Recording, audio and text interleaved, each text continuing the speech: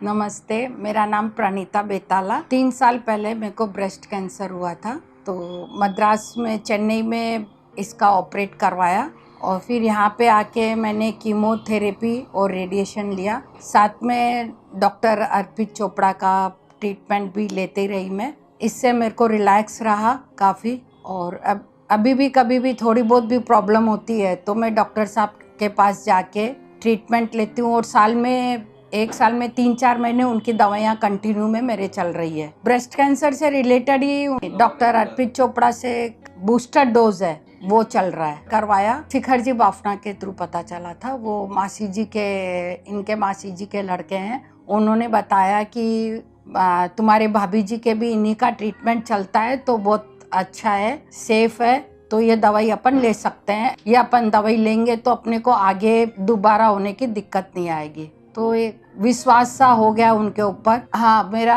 Operation जब हुआ था तभी मेरे पास चेन्नई में उनकी दवाई आ गई थी, तो वहाँ पे लिया। फिर यहाँ पे आके भी कंटिन्यू रखा काफ़ी टाइम तक। 4-1 महीने मैंने ली थी इनकी दवाई। हाँ, मैं अपने सामान्य पूरा काम वाम सब, बाहर सोशल आना जाना सब जगह इजी है। जैसे कोरोना में भी बहुत डर था मन में, उस समय थोड़ी शंका भी रही थी कि भाई कहीं कुछ वो न हो जाए वापस। तब मैंने वापस दवाई चालू करी थी। हाँ, डॉक्टर साहब से सलाह लेके वापस मैंने 3 महीने उस समय मैंने कंटिन्यू दवाई ली थी। कोई परहेज नहीं बताया उन्होंने। डॉक्टर साहब का बहुत कूल और हंसमुख स्वभाव के हैं। जब भी जाओ, आधी बीमारी तो उनको देखते ही ऐसा लगता है कि बहुत रिलैक्स हो गए हैं। बोले कुछ भी नहीं है, आप तो टेंशन छोड़ो, मैं हूँ ना, मैं देख लूँगा। सबसे बड़ी बात है कि उन्होंने भय को दूर किया है। और रिसेंटली अभी 4 दिन पहले मेरे को एकदम घबराहट हो गई थी, भारीपन लग रहा था,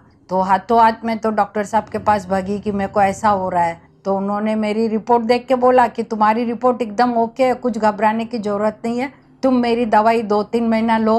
अभी मेरी 4-5 दिन से दवाई ले रही हूँ, मेरे को आराम लग रहा है, काफ़ी रिलैक्स लग रहा है। और कुछ उनको देखते से ऐसा लगा कि हाँ बस अब ठीक है, अपन सेफ जगह आ गए हैं। तो उनका बहुत बहुत धन्यवाद कि जब भी जाओ वो हौसला बढ़ाते हैं और खुश होके मिलते हैं एकदम। ये चीज़ से घबराए नहीं, जो आई है चीज़, इसका इलाज है आज होम्योपैथ में भी है। और होम्योपैथिक से डॉक्टर साहब बोलते हैं कि ये चीज़ का जड़ से ख़त्म हो जाएगा। तो जो चीज़ आई है उसका सामना करना चाहिए और दवाई लेके, इसमें मनोबल ही सबसे ज़्यादा काम करता है। और साथ में जो डॉक्टर है और घर वालों का बहुत सपोर्ट रहता है। घर में इनका, मेरी सास का बहुत सपोर्ट रहा। उन्होंने, बच्चों ने, सब ने बहुत तन मन से सेवा करी। धन तो लगता ही है, पर धन के साथ सबका तन और मन रहे। आज मेरी सास भी 70+ में होके जो उन्होंने मेरी सेवा करी है, मेरी माँ भी आज वो नहीं कर पाती। धन्यवाद है सबको कि उन्होंने मेरे को इस बीमारी में जो हौसला बढ़ाया और मेरा साथ दिया सबने। डॉक्टर साहब और घर वालों के सपोर्ट से ही ये बीमारी को जीत पाई हूँ। सबका हौसला रहा, सबका बहुत बहुत तहे दिल से धन्यवाद है कि उन्होंने मेरा हौसला बढ़ाया और मेरा साथ दिया। डॉक्टर साहब का पुनः वापस धन्यवाद है कि सही राह बताते हैं, कभी निराश नहीं किया उन्होंने।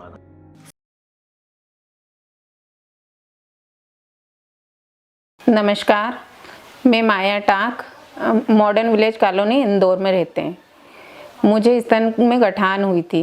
पहले शुरू में थोड़ी बड़ी, 8 दिन में बहुत ज़्यादा बड़ी हो चुकी थी। दर्द ज़्यादा होने लगा। वहाँ मेरा भतीजा है, उनकी फ्रेंड थी दीप्ति, उन्होंने बताया कि एक बार अर्पित चोपड़ा सर को बता दीजिए। उनको बताने के बाद उन्हें एक्सरे वगैरह करवाए और ये दवाई दी। फर्स्ट इलाज हमारा उन्हीं के ही चालू हुआ था और इसमें धीरे धीरे करके हमें 3 महीने में गठान काफ़ी हद तक ठीक हो गई और वो अपने आप ही फूट कर बाहर की तरफ ही उसमें सब पस हो गया और वो गठान ठीक हो गई। और होम्योपैथी में पूरी बीमारी जड़ से ख़त्म होती है। मध्यम वर्गीय इंसान होम्योपैथी दवाई करवा सके, कोई परहेज नहीं था। एलोपैथी दवाई लेने की बजाय मॉडर्न होम्योपैथी दवाई लेने ज़्यादा फ़ायदेमंद होती है। इससे ज़्यादा से ज़्यादा फ़ायदे भी होते हैं और शरीर पूर्ण तरह से स्वस्थ हो जाता है। डबल उभर के बीमारी नहीं आती है ये। इस दवाई को लेने से काफ़ी फ़ायदे हैं और जनता से अपील करते हैं ज़्यादा से ज़्यादा लोग मॉडर्न होम्योपैथी की तरफ ध्यान दें और अपना शरीर स्वस्थ रखें और अपना पैसा भी बचाएं। इसके लिए डॉक्टर अर्पित चोपड़ा जी को धन्यवाद देते हैं।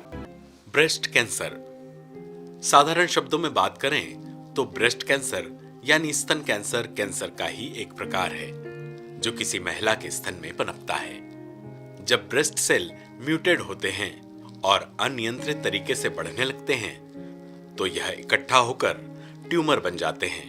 अन्य कैंसर की तरह ही ब्रेस्ट कैंसर भी आसपास के टिश्यू और शरीर के अन्य अंगों में फैल सकता है।